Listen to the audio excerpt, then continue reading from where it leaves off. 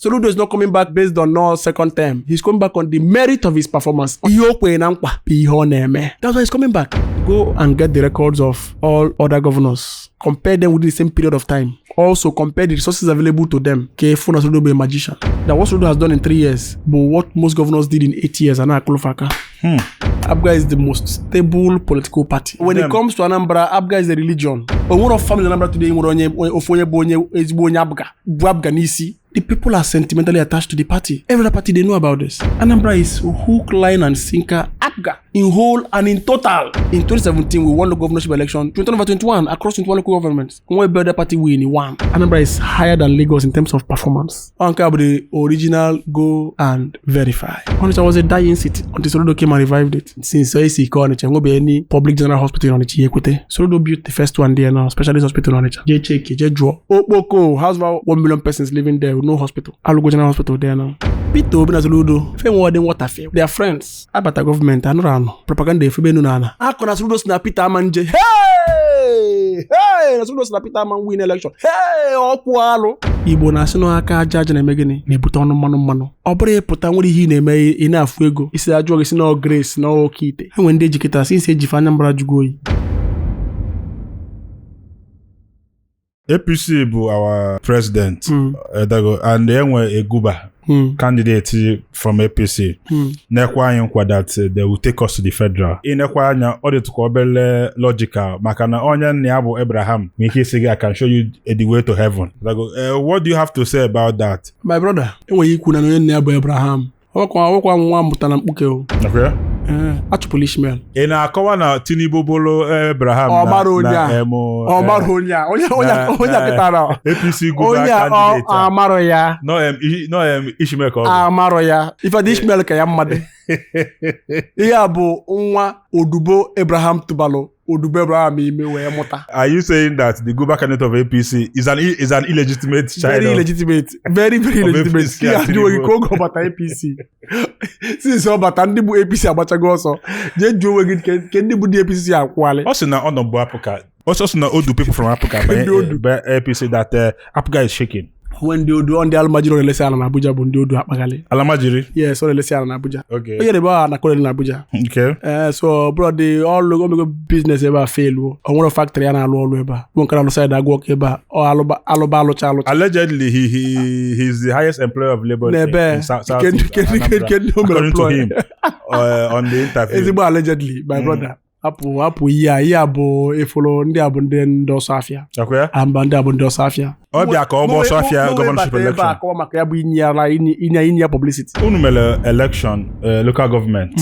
Then unu ewin 21 local government. Ụfọdụ na-asị na undel dịtị na ede because omini na-enwe ezi any other party dị na Anambra State. Upgodi one ewinuro. And enwegasị some kind of activities they are called some local government. Enwechasị ballots national and everything, and then it did not play in the key role of the result. Apoga appeared at 21/21. How is that possible? Ajgonge baketa. Say wegodum afa your local government chairman na njikọ ka bụ onye APC. Wegodum your ward chairman na ward gị na Aba. Are you saying that they are non-existent? My brother, when it comes to Anambra, Abga is a religion. But one of family Anambra today, Abga Nisi, the people are sentimentally attached to the party. Every party, they know about this. Anambra is hook, line, and sinker. Abga in whole and in total. So why are you surprised that we won 2021 or is it here? In 2017, we won the governorship election. 2021 across 21 local governments. When we built the party, we won. Governorship? Yes. In 2021, we won 19/2021. Before we turn Abga, yeah, better to Abga. You have to go to Abga because if we go to faction, or Abga na faction. Me chakwa azusafi election, and I be quite they don't vote na to Abga vote. There's nowhere, and when any family in Anambra today, they want one Abga member, if not Abga members. So why are you surprised? Why is the name is ballot snatching? I will tell you proof. Keba snatch ballot one. All the video pia better kwa online. Why video better online? Yeah, ima ndị bale ewuti ihe. Etinye to ke head governor na eme unje team uani na bi. So na ma jowe geta you are on a new media as they hot man ogbam kai no geta. Kedu ife Charles SOLUDO na eme ụfọdụ si asị na ọ bụ an unusual politician. Everybody help ta jogging na ke SOLUDO na eme ejewala agba nga. Anambra bido tata. This is a 34-year-old state that never had a government house and a governor's lodge. For 34 years, Anambra Ejimofor, Ebote for governor. Office ya bulu makeshift place. For 34 years. Mara putasigembao Anambra. But Anambra BC. So the gateway state in the southeast, and one befitting governor's lodge and government house. Onye fualu yaku. Now, inako, uga na-eme campaign. Esom pagale campaign. Esom GG. Ijoga, two things. Can Anambra na-ekwu. Epomeneje. The first one, bro. Ozo road. The first time I SOLUDO bidolo, the Obokoko bidolo. Few months after Udulundocha, over 20 foreign development partners. Patana Mro Dufa Joboko. That day, Fukai Sanyamuta. And I go there. Bahuri Biajubam Kive SOLUDO. The words are on the street. Okay, Chuku. All the money you have been spending on Omowani and clubbing, if you have invested it in land banking with the Pine Leaf Estate and Properties Limited, all this loan app will not be pursuing you up and down. One, stop learning. Come and invest in land banking with the Pine Leaf Estate and Properties Limited. SOLUDO put us about all we would just know. Oh, when you fully your name, I'm not going to say describe ya. I said, no, you can't know what we okay, data ekulobia. Ntisa kwari yenya yi tie ekulobi egba jito okpoko tie nya egba oga ebata onwon chaka ewe maka ochanjade yes nya dida ije ebufte ozu mmadụ ebuo na the dirty dị na ọchara roundabout to that place is a fountain but asim ke zuru na yes what jakita na job iwe ka inwa nwuya before oezi Niger Street ya nwuya before Port Harcourt Road igba nwuya before Onitsha was a dying city until SOLUDO came and revived it. The same with Okpoko. Today Okpoko is called New Heaven. Okay, Port Harcourt na Onitsha niile. Then tell Onitsha South niile na for Onitsha na nokita. Then since so isi call Onitsha ngo be any public general hospital in Onitsha Yekwete. SOLUDO built the first one there now, specialist hospital in Onitsha. Je check, je draw. Mana na-akpọ Boromi na-akpọ ihe nuche no public school ka nwenka a. Owenka government inwe bo general hospital alugo ofu there na specialist hospital. Okpoko has about 1 million persons living there with no hospital. Alugo general hospital there now. Orome Etiti Anambra West. Fe nwuru no general hospital alugo ofu there now. Enugu Aguleri, Enugu to Aguleri. Je dia apro so ono ko lolufa. Out of the 30 kilometer road that leads there adaga nwagan alugo over 8.5 kita kana chulo neje nzam local headquarters the only local headquarters in Nigeria without an access road ichijia EAC ogbo mmeli we banya achala oka north eba but the only local government headquarters before SOLUDO came above 5 other local government before you routed local headquarters kita na ichi gbe just 20 minutes drive from here na Irugu achala before you back for South you back in Jikoka Buffy do Kofia. Yes. A Buffy Anambra East. Sizi Ebarian way but Bachelor. But today, that has been solved. Oh, Madi Melia. That this man has awarded over 800 kilometers of road. And for today, more than 600 kilometers of road has been completed, fully asphalted. In a pattern never before seen in Anambra State. I have Luzo Kitana Aqua was already. We just have one yako tamba. Uzo Kitana Anambra, Emecha earthwork. Emea na stone base. Emecha stone base. Emecha na sub-cement stabilization. Before Akuzianya asphalt. I said, go and get the records of all other governors. Compare them within the same period of time. Also, compare the resources available to them. SOLUDO will be a magician. That what SOLUDO has done in 3 years, but what most governors did in 8 years, and now Kulufaka. In spite of all these things, and in spite of the biting resource constraint today, Ebaka said declare free education, totally free education, from nursery to senior secondary school. Ebaka declare free delivery and free antenatal for pregnant women. When you say na SOLUDO, he declares the free antenatal. People from neighboring states can we email Anambra come on, Omankush. 326 primary healthcare centers have been renovated, giving massive facelift. In 3 years, he has employed 8,115 teachers. This is something that most governors do. We're 8,115 teachers now. There is no primary health center today in Anambra State that you don't have access to at least a doctor or a nurse. He walks as if he's in a hurry. What can you know? As if in a hurry. What can you in a hurry? As if in a hurry. What can you ask? Anambra is an agenda with a deadline. Go say law all local only just one time. Kita ni kwang from Amobia to Nwagwagolo. From Nwagwagolo down to Kulobia to Oga. Okwadua Karejo. From Nwagwagolo to Newi. Nobi. From Nwagwagolo to Nobi to Newi. Newi to Ozobolo. Ozobolo to Okeja. Dua Karejo. That would terminate at the Onitsha Express Road. And Uzobo Obodo. That's what I'm telling you now. We're gonna pass everywhere. Now, before Ndibi Transinkese. No, Onitsha. Onitsha. Jeff, we're a Transinkese Boulevard. Go and look at what he's doing there. Akpaka GRA, jene ihe o made there. Ima ebe a na-ejele jụrụ adịghị ahịa ekwuri okwu. Ọ nke bụ the original go and verify. This fight against criminal native doctors who are pretending to be traditionalists. Ndị oke ite na ndị oke awela ndị otie. My brother, when they educate since ejife Anambra Jugoyi, at the heart of Soludo's intervention, but this value re-engineering on eme, can they Igbo na ndị Abamakwa na Igbo na asị na aka aja aja na-eme gịnị na-ebute ọnụ mmanụ. Ọ bụrụ ịpụta nwere ihe na-eme ị na-afụ ego isi ajụọ gị si na grace na oke ite. Onye na-agwụrụ oke ite nwa ya bụkwa weta n'Owerri. Today I was just saying I'll share it with you. State performance in terms of governance by CGPI on one day statement published on this day newspaper. Anambra is on the top 5. Anambra is higher than Lagos in terms of performance. Today in Anambra State, we talk about fiscal responsibility. What that means is that for every 1 kobo of Anambra spent by Soludo, he can account for it. I want to make healthy living a culture in our society. The turn of to make exercise, sweat. That sweat is very important. Ibana garden, bela kokoni, very natural food. Or if your body need it, just new day to choose. And I tell people that Soludo is not coming back based on no second term. No, he's coming back on the merit of his performance. That's why he's coming back. No routine. In fact, he's not just Abga candidate. He's the candidate of Anambra who have taken his matter personally. It's not beyond politics and party. Beyond politics and party. SSA or new media. This is new media. This is BAM. Ụfọdụ n'ime anyị na-arụ afịfa na-arụ mana ụfọdụ kwa na-asị na-enwe ihe na-eme ihe ọ na-arụ ọ dịkarị blurry. Ke problem ya na Peter Obi nwanne anyị enwe nghọtafe. And then you feel that infamous letter or the part 1 I can check part 2 nya tata. Do you think that letter na-eme or the vague like people are emotional maka na ọ dị against Peter Obi so fe kwetara na onwe ya ọ na-arụ ganiru na atụ enu nkarịka nkata onye tara lenyarị anya Soludo bụ ọmụma nnekwu okwu ya gbam. Yes, just like put that bam okwu ya gbam. Yes, Peter Obi na Soludo they are friends and they have mutual respect for each other. But this is politics. It was the late Igbo president.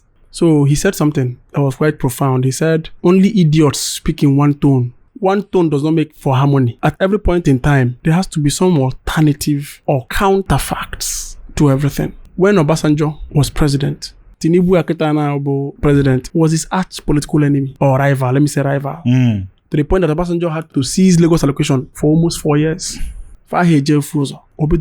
Politics is one thing that the only thing that is permanent there is the interest. If Soludo has a divergent opinion, which he is entitled to, about what he understands to be the place of Ndibo and how Ndibo should go about the politics of Nigeria, it's not a reason for anybody to want to malign him or cast slurs on him or discredit what he's doing. Because in Kebejoko na Soludo will go more apostles than he had before.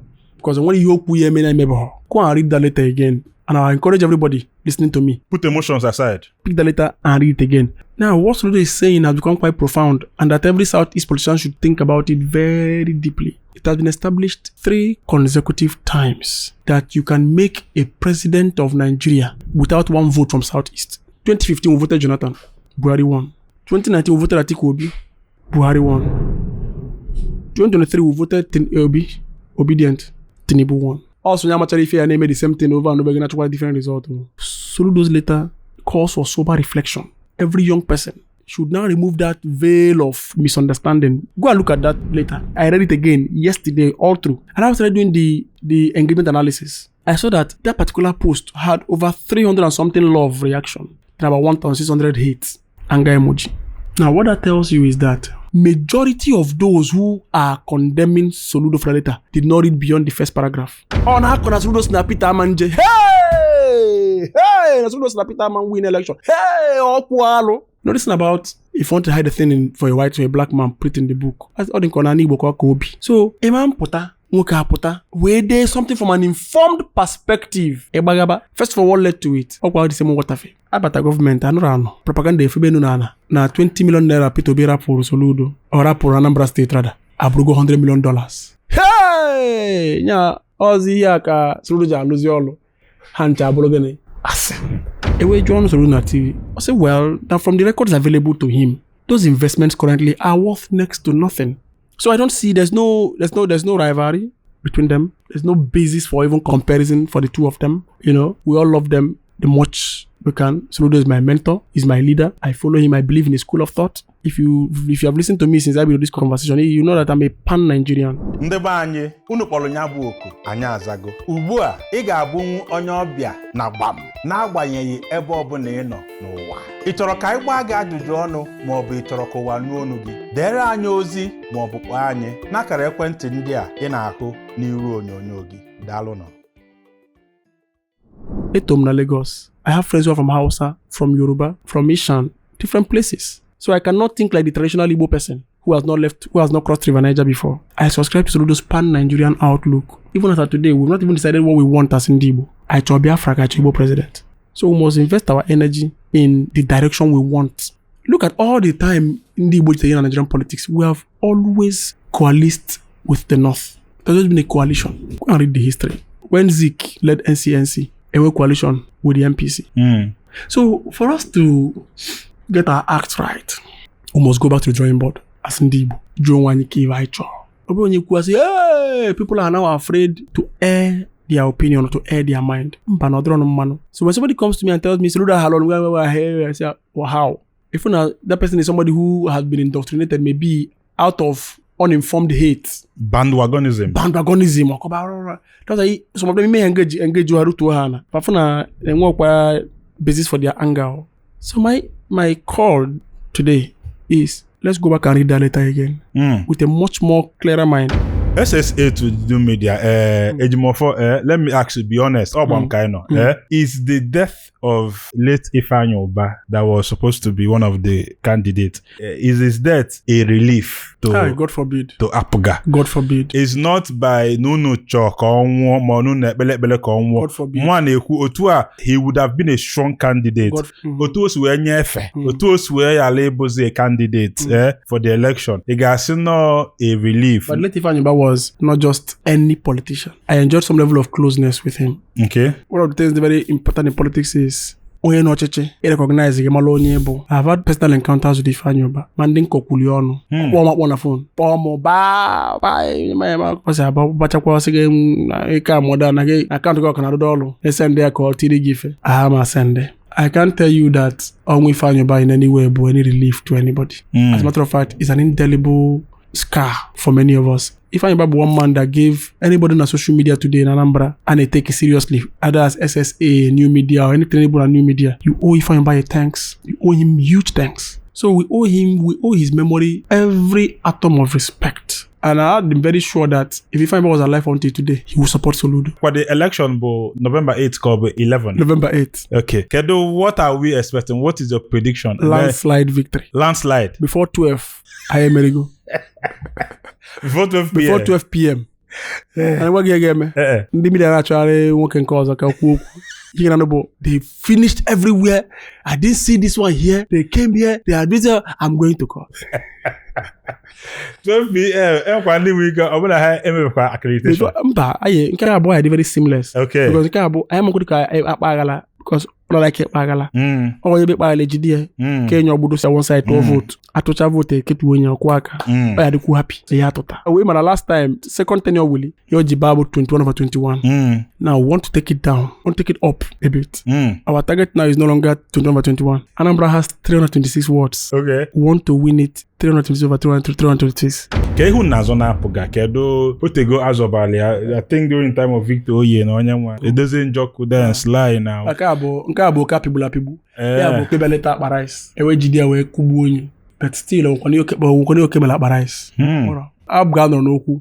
Today Apga is the most stable political party. Right? Yes now, John Mogi PDP are half over. PDP enwere ka mmadụ na Labour ke ka anya ni me dey fa model your chairman ba.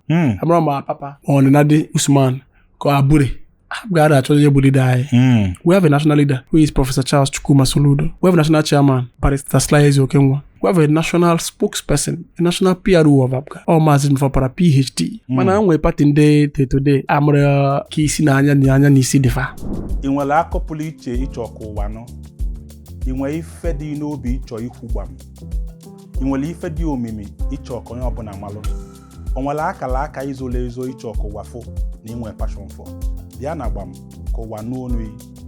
ị nwere business ịchọ ikwunye n'ọkụ onwe product ịchọ ka o soro na gbam ịchọ ka ife ị na-ele ife ị na-eme na-aga as viral as gbam we are here for you. Contact the number on your screen ka ikwunye n'ọkụ ka ife na ọ na-eme. Adamuaka, Gbam is the biggest Igbo interview in the world. Come and find out for yourself.